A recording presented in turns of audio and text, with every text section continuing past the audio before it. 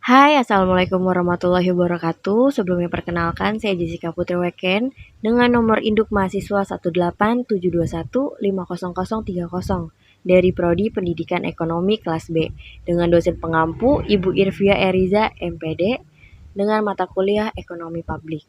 Baik, di sini saya akan menjelaskan tentang materi perpajakan.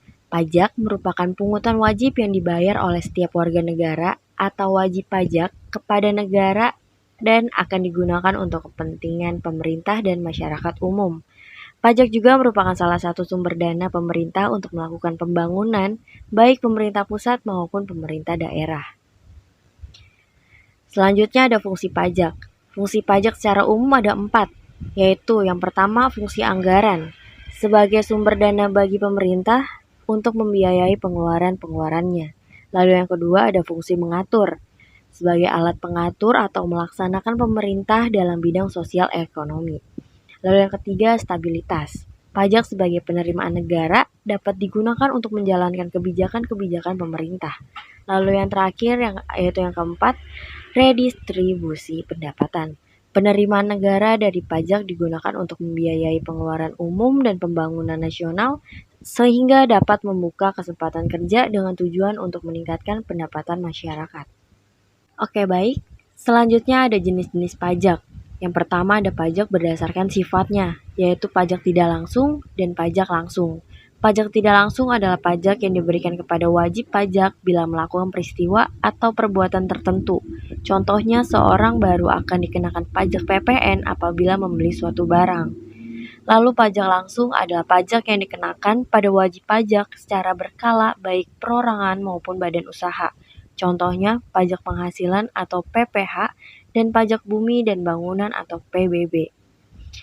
Yang kedua ada pajak berdasarkan pemungutnya, yaitu ada pajak negara dan pajak daerah. Pajak negara adalah pajak yang dipungut oleh negara atau pemerintah pusat seperti PPN, PPH, dan PPNBM. Pajak daerah adalah pajak yang pemungutannya dilakukan oleh pemerintah daerah seperti PBB, pajak berkendara bermotor, pajak restoran, dan BPHTB. Pajak adalah sumber penerimaan utama daerah selain transfer dari pemerintah pusat. Lalu ada sistem pemungutan pajak. Sistem pemungutan pajak dapat dibagi menjadi 3 sistem, yaitu sebagai berikut. Yang pertama ada Official Assessment System, adalah suatu sistem pemungutan yang memberi wewenang kepada pemerintah atau fiskus untuk menentukan besarnya pajak yang terutang oleh wajib pajak. Yang kedua ada Self-Assessment System, adalah suatu sistem pemungutan yang memberi wewenang sepenuhnya kepada wajib pajak untuk menghitung, memperhitungkan, membayar, dan melaporkan sendiri besarnya pajak yang terutang. Lalu yang ketiga ada Withholding System, adalah suatu sistem pemungutan yang memberi wewenang kepada pihak ketiga atau bukan fiskus dan bukan wajib pajak yang bersangkutan untuk menentukan besarnya pajak yang terutang oleh wajib pajak. Lalu pajak itu sendiri mempunyai manfaat. Yang pertama ada membiayai pengeluaran-pengeluaran negara, yang kedua membiayai pengeluaran reproduktif, yang ketiga membiayai pengeluaran yang bersifat tidak self-liquidating dan tidak reproduktif, lalu yang keempat membiayai pengeluaran yang tidak produktif. Baik, sekian penjelasan materi dari saya. Kurang lebihnya mohon dimaafkan.